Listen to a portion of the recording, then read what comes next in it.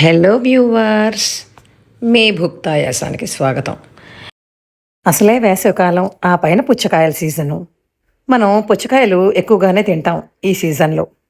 ఆ పుచ్చకాయలు తినేసాక కిందనున్న తొక్కల్ని పడేస్తున్నాం కదా. ఆ పడేస్తున్న తొక్కల్ని ఏ విధంగా మనకి ఆరోగ్యంగా ఉపయోగించుకోవాలో ఈ వీడియోలో చూద్దాం.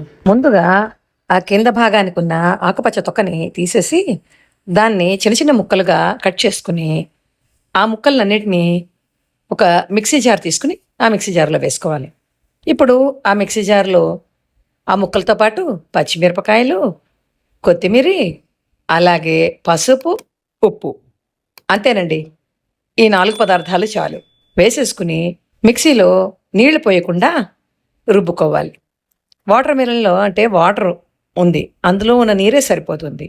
ఈ తీసుకున్న దాంట్లో ఒక అరచెక్క నిమ్మరసం పిండుకొని ఆ పైన ఆవాలు, జీలకర్ర, ఇంగువ, మిరపకాయ ముక్క పోపు వేసుకుంటే ఉందండి గ్రీన్ చట్నీ ఎందుకు పనికిరాదు, అంత బాగుంది. అలాగే ఈ పచ్చడి ఇడ్లీ దోశలకి చాలా చాలా బాగుందండి. ఇంకా రెండో రెసిపీకి వస్తే పుచ్చకాయతో కూరలా చేశానండి. ఇది కూడా చాలా రుచిగా ఉందండి. అన్నంలోకి చాలా చాలా బాగుంది, చపాతీలోకి కూడా బాగుంది. దీనికి కూడా ముందుగా తొక్క తీసేసి సన్నగా తరుక్కున్న పుచ్చకాయ ముక్కల్ని పక్కన పెట్టుకోవాలి. అలాగే ఉల్లిపాయని కూడా సన్నగా ముక్కలుగా తరుక్కోవాలి. అలాగే చిన్నగా వెల్లుల్లిపాయ ముక్కల్ని కూడా కట్ చేసి పెట్టుకోవాలి. ఆ పైన మూకుడు వెలిగించి నూనె వేసి అందులో ఎండుమిరపకాయ ముక్కలు, మినపప్పు, ఆవాలు, జీలకర్ర, కరివేపాకు కూడా వేసుకుని ఎర్రగా వేయించుకోవాలండి పోపుని. ఇలా పోపు వేగిపోయాక ఆ పోపులో ముందుగా తరిగి పెట్టుకున్న వెల్లుల్లి ముక్కలు వేయాలి. అవి కాస్త వేగనిచ్చి ఆ పైన ముందుగా తరుక్కున్న ఉల్లిపాయ ముక్కలు వేయాలి. ఈ ఉల్లిపాయ ముక్కలు రంగు మారి మగ్గే టైంకి పసుపు వేసుకుని ఆ పైన ఈ పుచ్చకాయ ముక్కల్ని వేసి మూత పెట్టి ఒక 2 నిమిషాల పాటు ఉడికించుకోవాలి. 2 నిమిషాల తర్వాత మూత తీసి ఒకసారి కలిపి తగినంత ఉప్పు వేసేసుకుని మళ్ళీ మూత పెట్టేసుకోవాలి.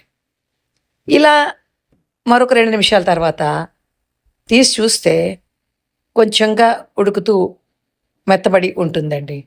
ఇది పూర్తిగా ఉడకదు, ఇది కాస్త క్రంచీగా ఉంటుంది. ఆ పైన కొంచెంగా పాలు పోసుకుని ఆ పాల పైన కొంచెం ధనియా జీరా పొడి కూడా వేసుకుని ఆ పైన చిల్లీ ఫ్లేక్స్ కూడా వేసుకుని ఒకసారి కలుపుకొని మూత పెట్టి 1 నిమిషం మగ్గనిచ్చి ఆపేసి పైన కొత్తిమీరతో అలంకరించుకుంటే వేడి వేడి చక్కని ఆరోగ్యకరమైన పుచ్చకాయ కూర రెడీ. నా వీడియో మీకు నచ్చినట్లయితే సబ్స్క్రైబ్ చేసి, లైక్ చేసి, షేర్ చేయండి. Thank you.